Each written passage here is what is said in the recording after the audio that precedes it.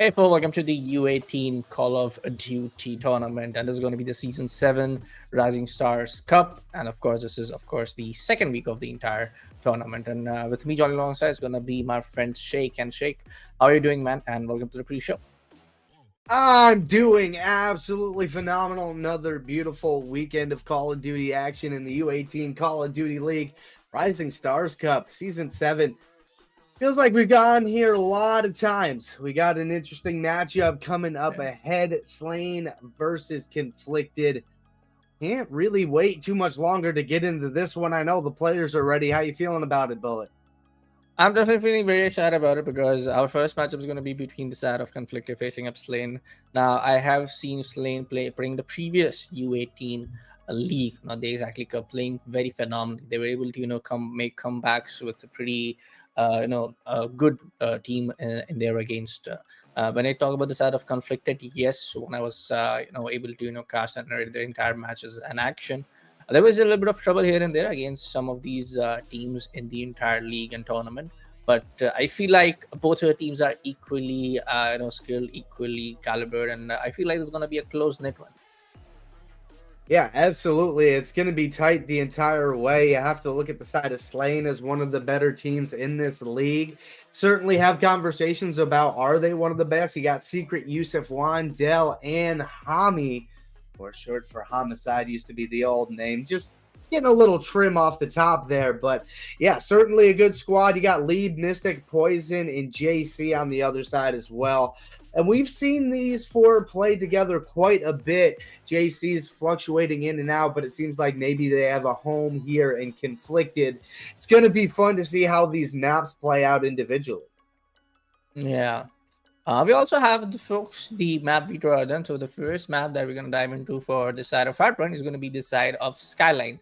Now, when you talk about the side of Skyline in a mode like Hardpoint, yes, there are some of these rotation where you can cut them off. Of course, there are some of these, I would say, aggressive areas of the map where you can actually turn the tables around.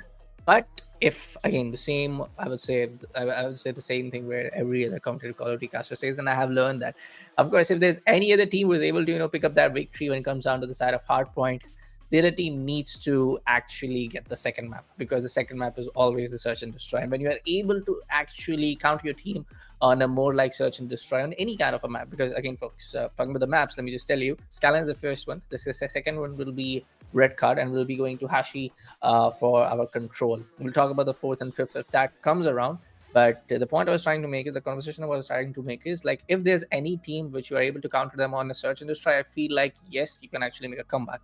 But if any of these teams are able to secure Hardpoint and search and destroy as well, because search and destroy is actually one of the core basics of Call of Duty. Like, we have all grown over it. All of the professional circuit has grown over it. So actually how to attack, how to rotate, how to defend, how to set up those trophy systems. And I feel like search and destroy is something where all of these skills and calibers are tested all from all of these individuals. So I feel like when I say both our teams are equally skilled and both our teams are gonna give us a very close down map, I definitely feel like if there's one team, like take for example, Conflicted is gonna bim up with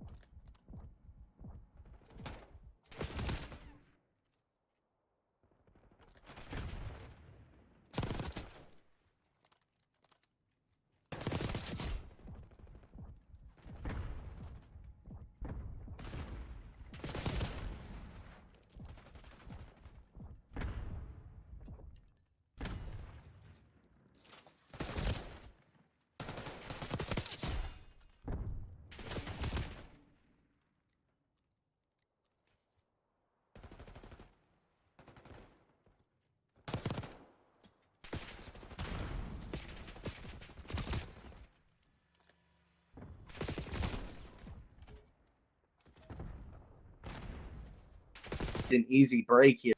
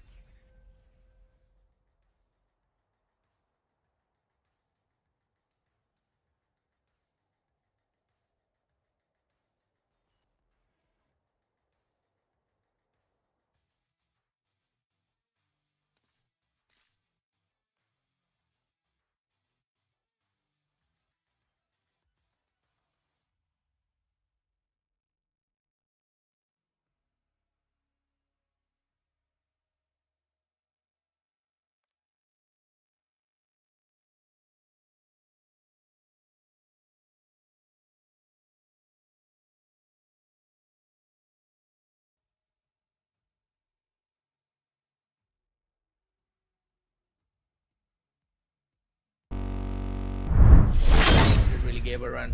It really gave the side of run, the side of Slane a run for their money in the down close seconds. I feel like definitely Search and Destroy is gonna be a pretty classic dramatic Call of Duty action, because it's one of my favorite modes. Not gonna lie, that's the reason I'm making a lot of points about it. But it also comes down to the fact that you gotta just maintain the entire momentum, and definitely like how some of the players were playing from the side of Slane, making those plays, actually trying to just got off the rotations coming off from the side of Conflicted. They actually knew the ins and out for the entire map of Skyline. So again, Skyline is one of the core maps. Skyline is one of the get in and get out pretty fast one. But when it comes down to Search and Destroy, the calm and the composer is something gonna pave your way when it comes down to the retakes and comes down to hard push when it comes pushing down through the hard offensive sites like in any of this map. But Fox, like I told you, our second map is going to be the side of 1 second. I'm sorry. The second map is going to be the side of Red Card. Now, Red Card is actually an interesting one. I have not seen a lot of these teams preferring to play Red Card, especially in this Sunday's Cup. Yeah, it's definitely an interesting one. I'll tell you that, Bullet. You got to be aware of a lot of things. You feel like defensively you have a good chance to lock most things down, but you've really got to get that first blood to have any confidence. There's a lot of room for subs to kind of get lost in middle map if you allow them to pick somebody off, and all of a sudden you feel really frantic. You're like, oh, where's so-and-so player? And then your setup kind of goes to the work, and you have to get towards the site real quick. Yeah, let's see. I mean, how again the same thing. I would say how Conflicted were able to get down very close to the entire scoreline in the end. I feel like yes, the second map is gonna be a close one. But again, it comes down to the side that momentum play in some of these continuous game is very important, and it is definitely favoring the side of Slane 18 on how they have actually played the first map of Hardpoint on Skyline.